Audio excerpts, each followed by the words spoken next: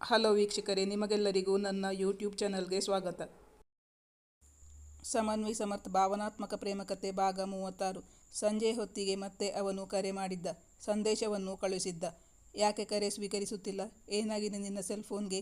ಬೇರೆ ನಂಬರ್ನಿಂದ ಕಾಲ್ ಮಾಡು. ಬೇರೆ ಹೊಸ ಸೆಲ್ ಫೋನ್ ತಗೋ. ತಕ್ಷಣವೇ ನನ್ನ ನಂಬರ್ಗೆ ಕರೆ ಮಾಡು. ಸಂದೇಶದ ಮೇಲೆ ಸಂದೇಶಗಳನ್ನು ಕಳುಹಿಸಿದ್ದ. ಅವನು ತನ್ನನ್ನು ನಿರ್ಲಕ್ಷಿಸಿದ್ದನಲ್ಲ. ಅವಳು ಅದೇ ಕೆಲಸವನ್ನು ಮಾಡಿದಳು. ಇಲ್ಲಿಯವರೆಗೆ ಸಮನ್ವಿ ಮತ್ತು ಸಮರ್ಥ್ನ ನಿಶ್ಚಿತಾರ್ಥ ನಡೆಯುತ್ತದೆ. ಅವನ ಅಕ್ಕ ಶ್ರುತಿ ತಮ್ಮ ಕುಟುಂಬದೊಂದಿಗೆ ಅಮೆರಿಕದಿಂದ ಬರುತ್ತಾರೆ. ಶ್ರುತಿಯ ಕಟು ಮಾತುಗಳಿಂದ ಕಣ್ಣೀರು ಹಾಕುತ್ತಾಳೆ ಸಮನ್ವಿ. ಮುಂದುವರಿದ ಭಾಗ. ಅದೊಂದು ದಿನ ಸಮರ್ಥ್ ಅವಳ ಬಳಿ ಕೇಳಿದ್ದ. ನೀನು ನಿಮ್ಮೂರು ಬಿಟ್ಟರೆ ಬೇರೆಲ್ಲೂ ಹೋಗಿಲ್ಲ ಅಲ್ವಾ? ಎಲ್ಲಾದರೂ ಕರ್ಕೊಂಡು ಹೋಗಬೇಕು ಅಂತ ಆಸೆ. ಇದುವರೆಗೂ ಎಲ್ಲೂ ಕರ್ಕೊಂಡು ಹೋಗೋಕೆ ಆಗಲಿಲ್ಲ. ಹನಿಮೂನ್ಗೆ ಎಲ್ಲಿ ಹೋಗೋಣ ಕೇಳಿದ. ಸಮನ್ವಿಯ ಮುಖ ರಾಗರಂಜಿತವಾಗಿತ್ತು. ಮನಾಲಿಗೆ ಹೋಗುವುದೆಂದು ನಿಶ್ಚಯಿಸಿದರು. ಅದಕ್ಕೆ ಬೇಕಾದ ತಯಾರಿಯನ್ನು ನಡೆಸಿದ್ದರು. ದಿನಗಳು ಉರುಳಿದವು. ನೋಡುತ್ತಿದ್ದಂತೆ ವಿವಾಹ ದಿನವೂ ಓಡೋಡಿ ಬಂದಿತ್ತು. ವಿವಾಹದ ಹಿಂದಿನ ದಿನ ರಿಸೆಪ್ಷನ್ ಅತ್ಯಂತ ವಿಜೃಂಭಣೆಯಿಂದಲೇ ನಡೆಯಿತು. ಸಮನ್ವಿಗೆ ತಂದೆ ಇಲ್ಲದ್ದರಿಂದ ಅವರ ಕುಟುಂಬದ ಹಿರಿಯರಾದ ಅವಳ ದೊಡ್ಡಪ್ಪ ದೊಡ್ಡಮ್ಮ ಅವಳನ್ನು ಧಾರೆ ಎರೆದು ಕೊಟ್ಟಿದ್ದರು. ವಿವಾಹದ ಕಾರ್ಯಕ್ರಮಗಳು ಶಾಸ್ತ್ರೋಕ್ತವಾಗಿ ನಡೆದಿತ್ತು. ಶುಭ ಮುಹೂರ್ತದಲ್ಲಿ ಸಮರ್ಥ್ನ ಕೈಯಿಂದ ತಾಳಿ ಕಟ್ಟಿಸಿಕೊಂಡಿದ್ದಳು ಸಮನ್ವಿ. ಸಮನ್ವಿಯ ದೊಡ್ಡಪ್ಪ ಅವಳ ಕೈಯನ್ನು ಸಮರ್ಥ್ನ ಕೈಯಲ್ಲಿಟ್ಟಾಗ ಅವಳ ಕೈ ಮೃದುವಾಗಿ ಕಂಪಿಸುತ್ತಿದೆ ಎಂದು ಭಾಸವಾಯಿತು ಸಮರ್ಥ್ಗೆ. ಅವನು ಅವಳನ್ನು ಕಣ್ಣಲ್ಲೇ ಸಾಂತ್ವನಿಸಿದ್ದ. ಸಮನ್ವಿಗೆ ಅಂದು ತನ್ನ ತಂದೆಯ ನೆನಪು ತುಂಬ ಕಾಡುತ್ತಿತ್ತು. ಸುಮಿತ್ರಾ ಅವರಿಗೂ ತಮ್ಮ ಗಂಡನ ನೆನಪು ಕಾಡುತ್ತಿತ್ತು. ಅವರು ತಮ್ಮ ಗಂಡನನ್ನು ನೆನೆದು ಕಣ್ಣೀರು ಒರೆಸಿಕೊಳ್ಳುತ್ತಿದ್ದರು. ವಿವಾಹ ಸಮಾರಂಭ ಮುಗಿದ ಮೇಲೆ ಬಂದ ಆಹ್ವಾನಿತರೆಲ್ಲ ಉಡುಗೊರೆ ನೀಡಿ ವಧೂವರರೊಂದಿಗೆ ತಮ್ಮ ಫೋಟೋ ಕ್ಲಿಕ್ಕಿಸಿಕೊಂಡು ಊಟದ ಹಾಲ್ನತ್ತ ಹೊರಡುತ್ತಿದ್ದರು. ಮದುವೆ ಕಳೆದ ಬಳಿಕ ಹನಿಮೂನ್ಗೆಂದು ಮನಾಲಿಗೆ ಹೊರಡುವವರಿದ್ದರು ಸಮನ್ವಿ ಮತ್ತು ಸಮರ್ಥ್.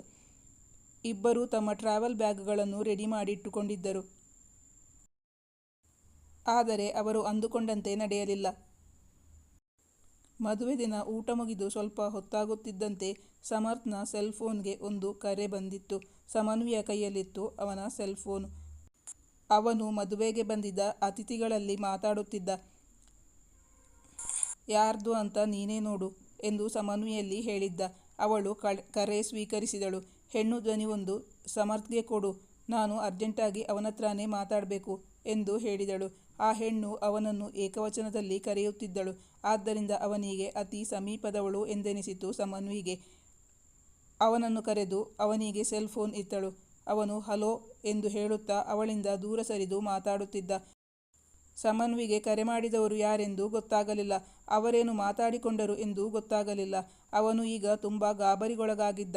ಮತ್ತೆ ಅವಳ ಬಳಿ ಬಂದು ಹೇಳಿದ, ನಾನು ಈಗಲೇ ಡೆಲ್ಲಿಗೆ ಹೋಗ್ತಾ ಇದ್ದೀನಿ. ತುಂಬ ಅರ್ಜೆಂಟ್ ಕೆಲಸ ಇದೆ.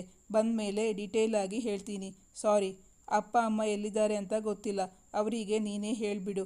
ಅಷ್ಟು ಹೇಳಿ ಅವನು ಅವಳನ್ನು ಆ ಛತ್ರದಲ್ಲೇ ಬಿಟ್ಟು ಅವಸರವಾಗಿ ಮನೆಗೆ ಹೊರಟು ಹೋಗಿದ್ದ. ಸಮನ್ವಿಗೆ ತುಂಬ ಬೇಸರವಾಗಿತ್ತು. ಅವನು ಎಲ್ಲಿಗೆ ಹೋಗುತ್ತೇನೆ ಎಂದು ಹೇಳಿದ್ದ.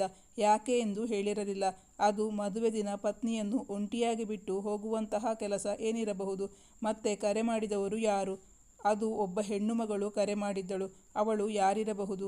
ಅವಳಿಗೂ ಸಮರ್ಥ್ಗೂ ಏನು ಸಂಬಂಧವಿರಬಹುದು? ಅವಳು ಕರೆ ಮಾಡಿದ ತಕ್ಷಣ ಮದುವೆ ದಿನವೇ ಹೋಗುವಂತಹ ಕಾರ್ಯ ಏನಿರಬಹುದು? ಸಂಶಯ ಉಂಟಾಯಿತು ಸಮನ್ವಿಗೆ. ಅವಳಿಗೆ ದುಃಖ ತಡೆಯಲಾಗಲಿಲ್ಲ.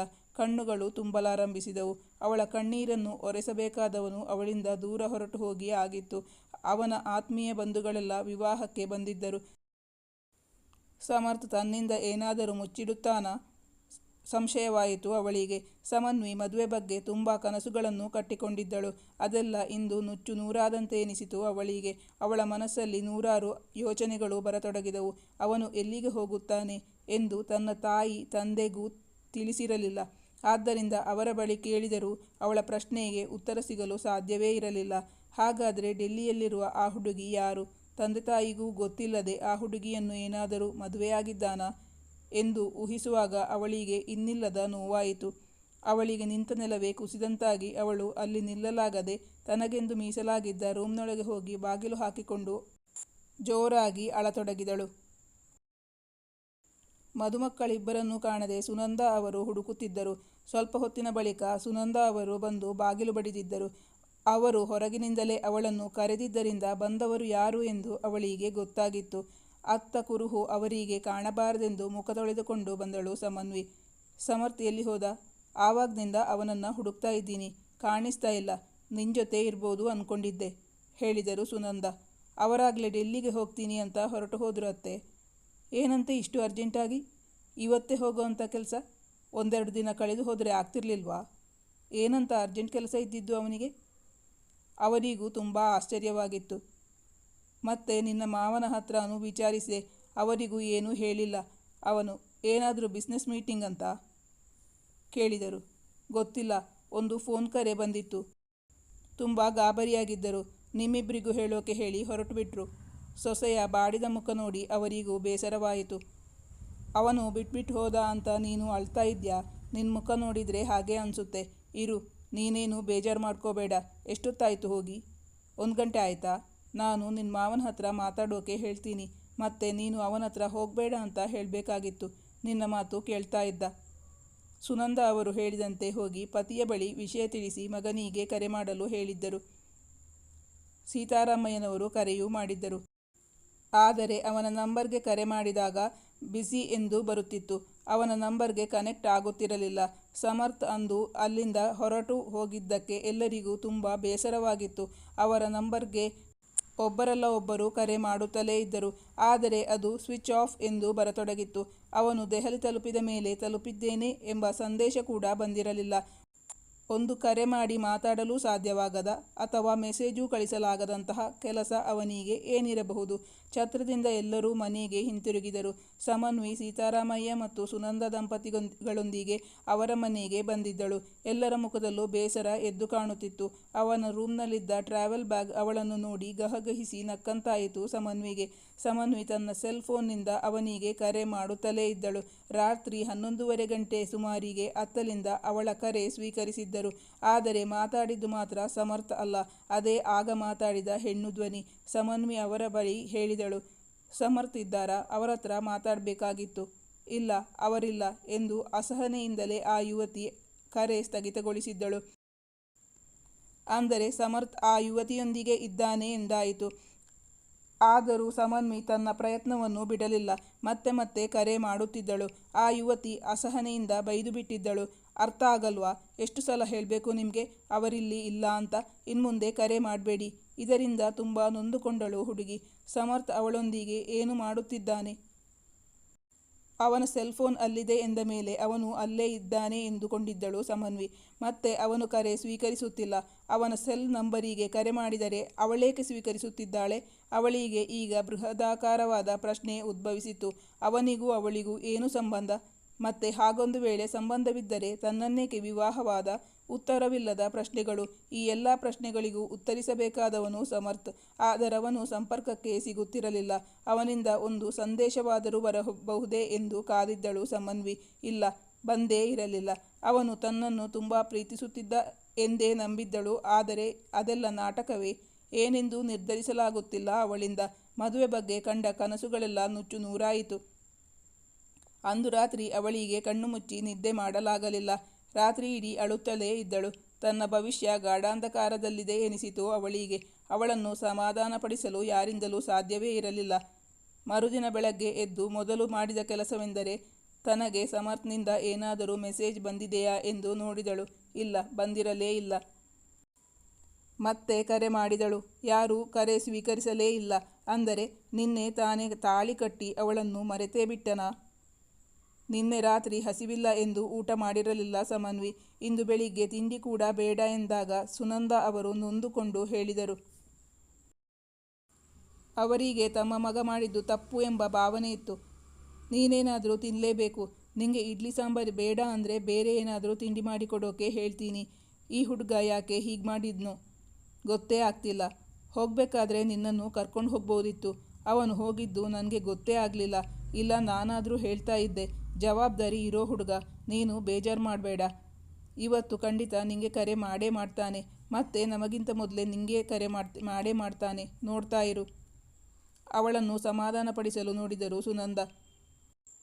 ಒಂದಿಡೀ ದಿನ ಕಾದಳು. ಅವನಿಂದ ಒಂದೇ ಒಂದು ಸಂದೇಶವೂ ಬರಲಿಲ್ಲ, ಒಂದೇ ಒಂದು ಕರೆಯೂ ಬರಲಿಲ್ಲ. ಸಮರ್ಥ್ಗೆ ಕರೆ ಮಾಡಿ ಸುಸ್ತಾಗಿದ್ದಳು ಸಮನ್ವಿ. ಅವನ ಮೇಲೆ ಈಗ ಎಲ್ಲಿಲ್ಲದ ಸಿಟ್ಟು ಬಂದಿತ್ತು. ಅವನು ತನಗೆ ಮೋಸ ಮಾಡಿದ್ದಾನೆ ಎಂದು ಹೇಳುತ್ತಿತ್ತು ಅವಳ ಮನಸ್ಸು. ಅವಳೀಗ ಒಂದು ನಿರ್ಧಾರಕ್ಕೆ ಬಂದು ಬಿಟ್ಟಿದ್ದಳು. ಇನ್ನವನು ಕರೆ ಮಾಡಿದರೂ ತಾನವನ ಕರೆ ಸ್ವೀಕರಿಸಬಾರದು, ಅವನೊಂದಿಗೆ ಮಾತನಾಡಲೇಬಾರದು.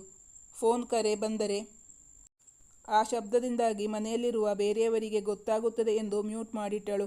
ಅಂದು ರಾತ್ರಿ ಮಲಗುವಾಗ ನೋಡಿದರೆ ಸಮರ್ಥ್ನಿಂದ ಅವಳಿಗೆ ಕರೆ ಬಂದಿತ್ತು. ರಾತ್ರಿ 9:30 ಗಂಟೆಗೆ ಅವಳಿಗೆ ಕರೆ ಮಾಡಿದ್ದ. ಒಂದಲ್ಲ ಎರಡಲ್ಲ 5 ಸಲ ಕರೆ ಮಾಡಿದ್ದ.